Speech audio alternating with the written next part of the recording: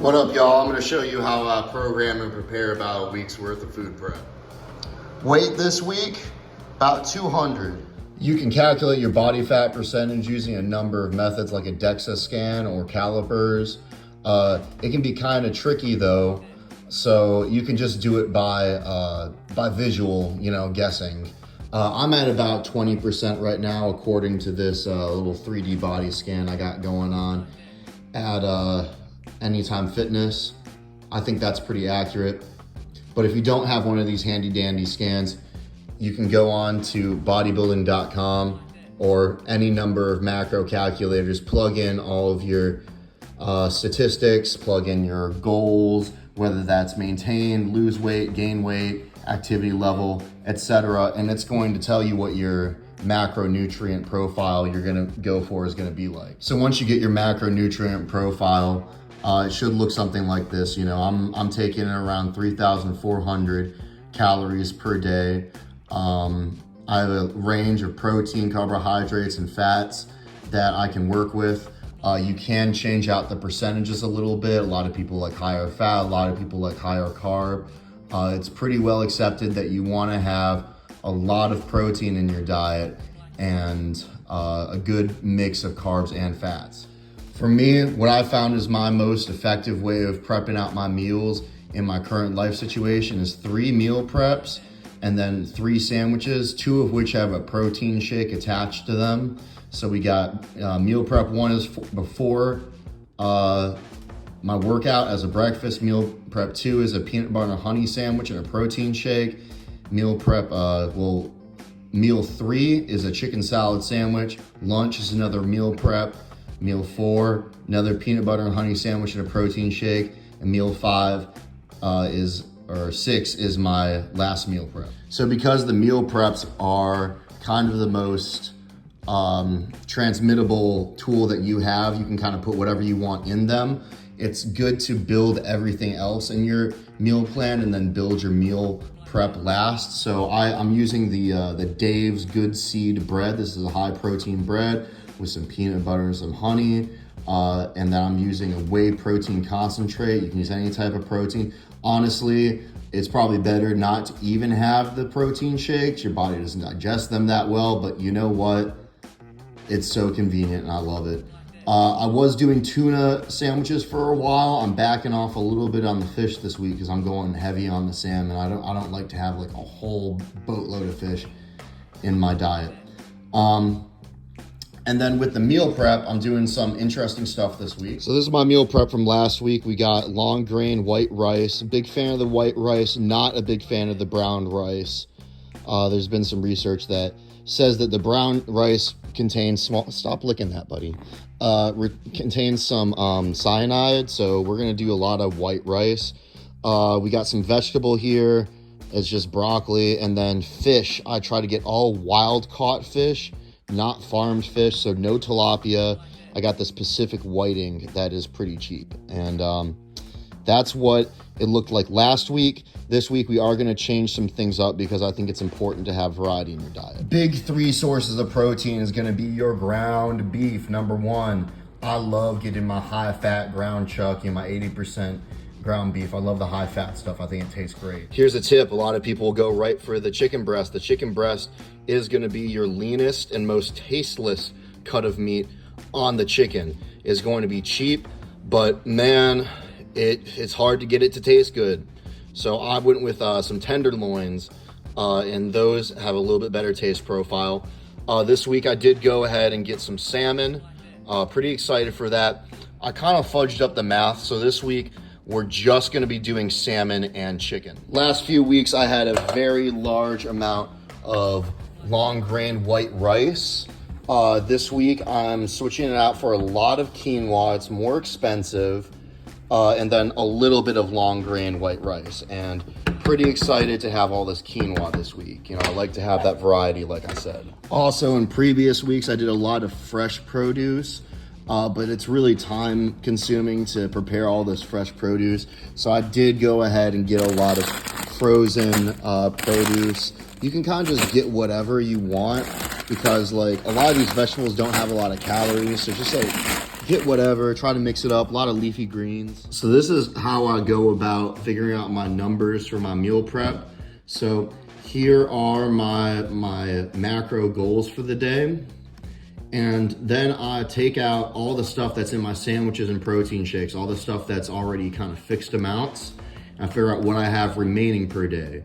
So after I account for all of the calories and macros that I'm taking in from my sandwiches and my protein shakes, I see that I have 131 grams of protein, 145 grams of carbohydrates, and 48.5 grams of fat that I am shooting for per day. So I like to kind of go from the top down, and I like to do 6 days of meal prep at a time, and then I just let my 7th day be whatever, man. I reward myself on the 7th day. A lot of burritos, a lot of just like eating whatever's around the house, switch it up. So I'll do 6 days of meal prep. And then I will always start with the carbohydrate, because your protein is gonna be your other thing you're going to worry about, and your proteins very rarely contain much carbohydrates at all. So if you kind of start with your carbohydrates, you'll know exactly what you need. So I got a big bag of quinoa and figured out that it had about 105 grams of protein, 567 grams of carbohydrate, and 42 grams of fat. I am doing some chia seeds this week. Like I said, man, mixing it up about a tablespoon with each prep, which is 3 tablespoons make a serving, so it's 1 serving per day. Just add, a little bit of variety. And so my 6-day allotment is looking like 651 grams of protein, 231 grams of carbohydrates, and 189 grams of fats. And then I figure out how much rice I need to fill out the rest of that carbohydrates. About 7 servings of rice, which is 1 3/4 of a cup of long grain white rice, gets me about 20 grams above what I need. And I'm okay with having a little bit of surplus. So after that, I already did purchase the salmon, so I figure out how much protein there is in 2.8 pounds of salmon. That's what it is, that's the fat profile. I figured out how much chicken I had bought this week, and that actually rounded it out, so I do not need to cook any ground beef this week. So once I do that, I usually find out, for whatever reason, the fats tend to sort themselves out. When I get my protein macros correct, generally my fats are within a pretty good range of what they should be. But let's say your fats are turning out to be over what they should be, you're gonna wanna reduce your carbohydrate a little bit to compensate for that. Or if they're under, maybe you add in some extra carbohydrates so that your total calories in, calories out is hitting what it should be. And just to remind you guys, man, so basically the idea is you figure out what your maintenance calories are at. So for me, I can eat about 3,000 calories a day and be cruising at the same weight. So if I want to be cutting, I'd be about 200, 400 under that. And if I wanted to be bulking, I'd be about 200, 400 over that. I think I said over before, but you know I meant under. I work a very hard manual labor job, and I get up at the mornings about 3 a.m. every morning and work out. So I am able to burn a lot of calories. So the first 2 things I do is gonna prepare all of my carbohydrates and all my vegetables, because those go bad the last. So I don't like to prepare the meat first, because if I have all my food prep sitting out for an hour while I'm preparing them, I would hate for my meat to become contaminated or anything. It's really important to do all of this very sterilized and very clean and safe. I know I've got that and all this shit going on, but I promise you I keep my kitchen very clean.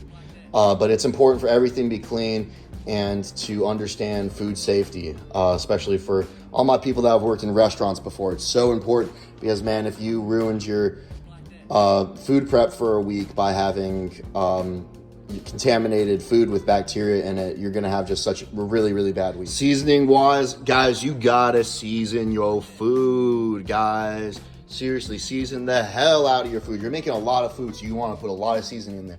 First of all, for all my people that are out there bodybuilding, you're gonna want salt in there. You're gonna want a lot of salt, couple grams of salt a day.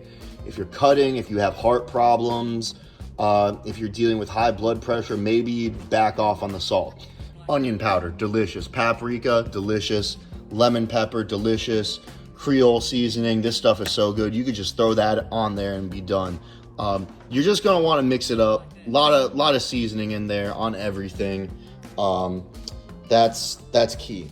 I like to portion out all of my supplements for the week. We got the Optimum Nutrition Whey Protein Concentrate, 2 servings of that per day.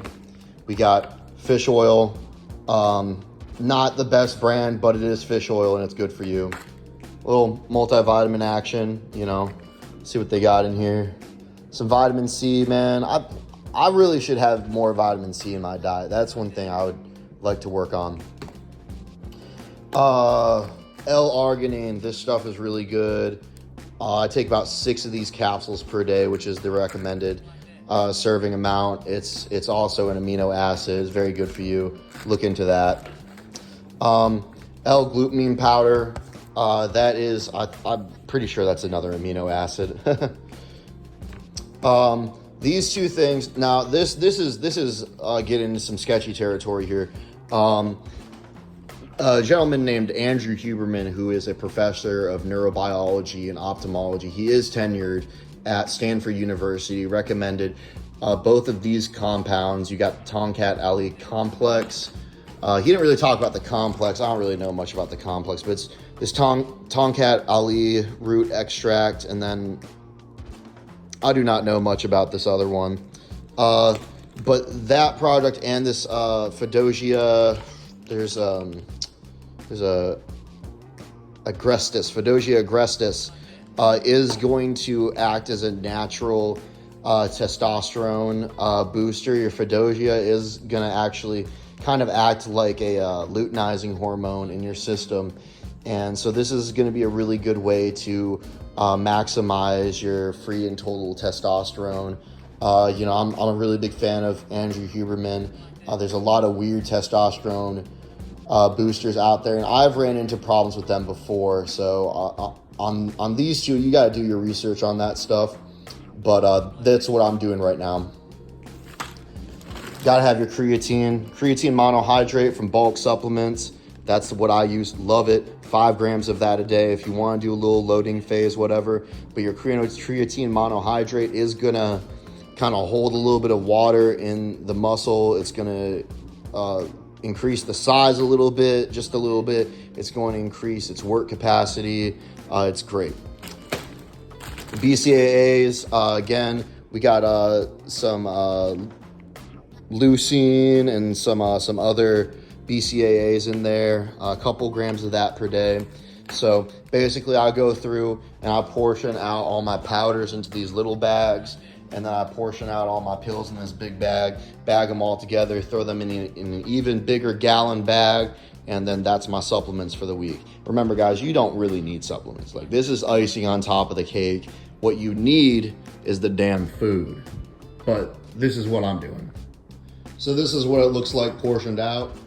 And then I wrap it up like this. And then all together in your gallon bag looks like this. Makes your supplementation process a lot easier to deal with throughout the week. Next, we are gonna cook our chicken and our salmon. So we're gonna start by preheating our oven. There's a couple different ways to cook both of these guys, but 400 is gonna work for both of them. The main thing you gotta remember is you gotta get your meat up to temperature. So chicken is gonna be about 165. You're gonna need it. You're gonna need one of these food thermometers. That's gonna allow you to plug it right into your meat and tell you what temperature. If it's below 165, that chicken is not cooked and it might give you salmonella. Your fish is gonna be about 135. You're gonna need to get it to. It doesn't really matter how long you cook it. You know, you don't want it to be dry, but you definitely need it to be up to temperature. Next, we're gonna have to portion out everything onto our trays. I like to make a little tinfoil boat for all my meat because it makes the cleanup process so much easier. Unfortunately, I did kind of run out of tinfoil here, so this one's gonna be suboptimal.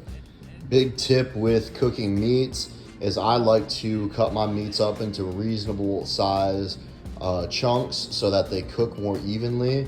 Because if I cook this all like this, and especially if I did it at a high temperature, not a lower temperature, I might get a situation where the outside is undercooked, but the inside might, the outside is overcooked, but the inside might be undercooked. So I'm gonna take this, I'm gonna sharpen this knife, and I'm gonna cut it up into reasonable chunks on my plastic cutting board. You always wanna cut your meat on plastic because wood cutting boards are gonna be very porous and they can contain some of the bacteria from the meat even after they've been cleaned because they're so porous. When slicing any type of meat, you want to have a very sharp knife, so sharpen your knives.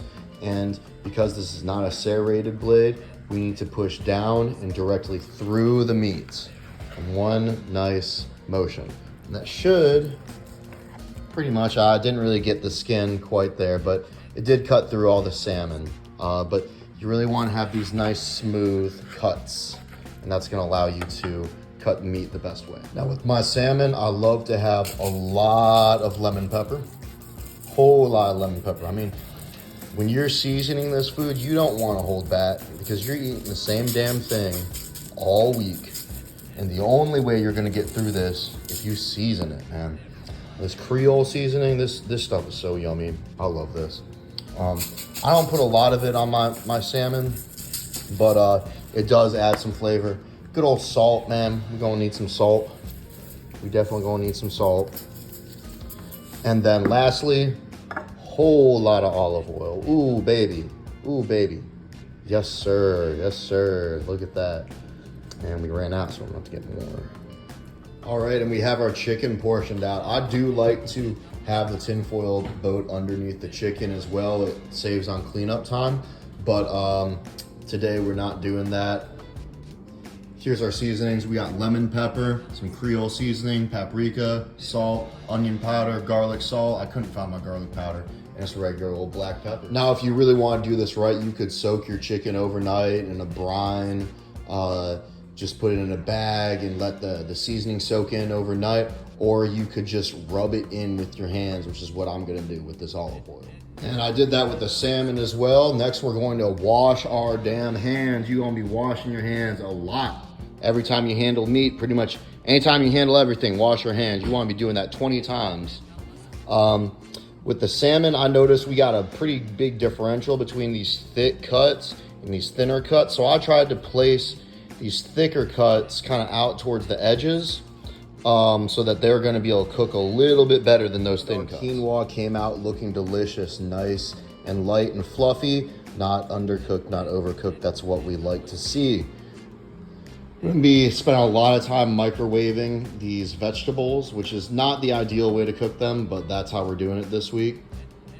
And normally I portion everything using a food scale down to grams and ounces. Works out to be about 7.5 ounces of long grain rice per food prep most of the time. Probably comparable amount of quinoa, but this week I'm just gonna be doing it by splitting everything up kind of equitably and doing it by ear, kind of. Now that we've got all this food portioned, remember that there is gonna be some drop and your dog is likely gonna be walking around trying to pick that up. While almost all the foods that you're likely to prep are gonna be safe to eat by dogs, your seasonings are not. Dogs are very, very sensitive to seasonings. They might throw up or have a really bad time if they eat a heavily seasoned piece of food, and they won't know that. So at this point in the process, I would avoid giving your beautiful pet animal any of your delicious seasoned food. So my timer for 12 minutes did go off. Let's check on our salmon. Let's see how, oh my God. Oh yeah. That's looking like salmon right there. Hey, shut up, dude. My dog is like actually retarded. It'd be great if I turned this thing on. All right, so we're looking for 135. That is in excess of 135. But that right there is underneath 135. So we're gonna let this roll another 5-6 minutes maybe. chicken. How's my chicken doing? We're looking, cow, shush. Sorry, my dog's like retarded. Guys, I know this is gonna sound really dumb. I'm gonna sound like your mom for a second, but always clean your cooking area. So important, so important. You are not done cooking until your entire area looks spotless. So my second timer did go off, and we are gonna check our temperatures again. Both our chicken and fish are looking like they're cooked very well. Salmon up to temperature, baby. We are up there. I might have cooked it a little bit too much, but we're not out of depth here. Chicken, again, we're looking for 165. This is what I'm gonna want it to look like for sure. So this is gonna work. Go ahead and shut off our oven. You can see I was cleaning off one of our surfaces here. You know, you still got a little bit of kind of cooked in stains here, but largely our cleaning process is going well. And vegetables cooking nice and slowly, because each of these are going to be 4.5 to 6 minutes. I got 6 of them. I should put that closer to the middle. And we're gonna keep moving. I gotta make a confession. I almost completely forgot to add in our chia seeds. Ooh, look at that. Yum, yum. Some chia seeds. Every meal, about 1 tablespoon. I'll let you guys know how that goes. You know, it's a lot of fiber, a little bit extra omega-3s, some protein, a little bit of this, a little bit of that. Apparently it's a superfood, whatever the hell that means. I feel like a marketer came up with that word. But I'm about done with the vegetables and whatnot. After I'm done with all the steamed vegetables, I am gonna re-season it again, because the steamed vegetables don't have, I might need to adjust that one. They don't have like seasoning on them, so I'm gonna have to throw some more seasoning. Then I'm gonna take all of our meats and I'm gonna cut them up into more bite-sized chunks, because that's gonna make it a lot easier to actually eat at the end of the day. Because one thing, if you haven't meal prepped before, you'll find out, especially if you're bulking, it takes me about 20 minutes to eat one of these. I'll eat one first thing in the morning. You know, I'll wake up about 3 a.m. and I will, you know, get my clothes ready for the gym and everything for work, go downstairs, eat a meal prep, and have some pre-workout. And it's going to take me about 45 minutes to get out the door. About 20 of those minutes is just chewing. Well, it takes me about 20 minutes of chewing to work my way through one of these meal preps. So just to let you know, anything you can do, make your food a little more softer, more palatable. You know, we got hot sauce. You know, if you like that sriracha, whatever the hell this is. This is like a different kind of sriracha. All right. That's going to make it a little bit more palatable. So anything you can do to chop your food up, make it easier to eat, that's going to be a great option. So this is what our final product is going to look like. It's looking very delicious. The actual volume of meat is looking like a little less than in previous weeks that I've done, but this was certainly about 6 pounds of meat. So that's about 1 pound of meat every day, which is only half of our protein that we're taking in per day. So I feel pretty good about what we've done. We're gonna get all of this wrapped up, and then we're gonna start with our cleaning process again, and then we're gonna make a little bit of chicken salad. Quick note, you're gonna get a lot of this leftover oil and grease. It's going to be a really big deal with your 80% lean ground beef. If you have that, you cannot put that shit down the drain. It will destroy your drains and your plumbing, in your house or your apartment complex, you have to store it in a jar, pickle jar, tuna can, and anything but putting it down the drain. You can put it in tin foil and then throw it in the garbage, but whatever you do, do not put all of your excess oil down the drain. Now, after you've completed your food prep, it is so important to get it in a refrigerator or freezer as soon as possible. Remember that if food is below your like high cooking temperature of 100 plus degrees, and it's above almost freezing, like 34, 35 degrees, it will start growing bacteria immediately. So while your food is out there around room temperature, you have to go fast. You got to minimize that time and get it in here so that it is safe to eat. This is our chicken salad. This is very easy. I do this the same way as I do my tuna salad. Although I've done like a chicken avocado salad before, and that's really nice. This week I'm using canned chicken breast. I think next week I'm gonna actually cook more tenderloins and use that. I love dill pickles, so I'm gonna use that for my salad. If you're not a pickle fan, you could do something like banana peppers, cucumber, celery, anything that's gonna give it a nice crunch. You're gonna dice those up, throw them in. Next, I love Miracle Whip. I think this stuff is fantastic. Mayonnaise, also a decent option.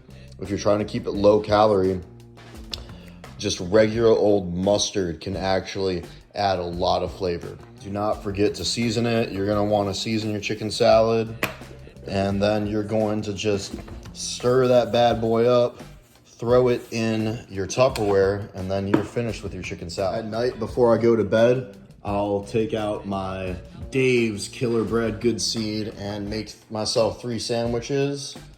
We have regular old creamy peanut butter. You do crunchy, doesn't matter. I love this organic honey that I get from a local farmer. And then of course our chicken salad sandwich. And that means that every single meal for your entire day is all accounted for. Guys, I know you're busy out there. I know that it's so hard to make time for cooking, and we're out here working and grinding at the gym, and modern life is so packed full of activities that only having to cook 1 or 2 times a week makes your entire life more productive. On top of that, prepping food is going to be much more affordable than eating out or doing pre-prepared meals. It's gonna make you feel better throughout your day. It's gonna increase your mental clarity. It's gonna increase your ability to burn fat and build muscle. And it's gonna do that all on a budget. It's the cheapest way to do things. You can eat with great high quality ingredients if you prep your food every week. I'm sick as a dog right now. I feel terrible, but I'm so excited to get going this week and have a whole week of work and workouts and food ahead of me.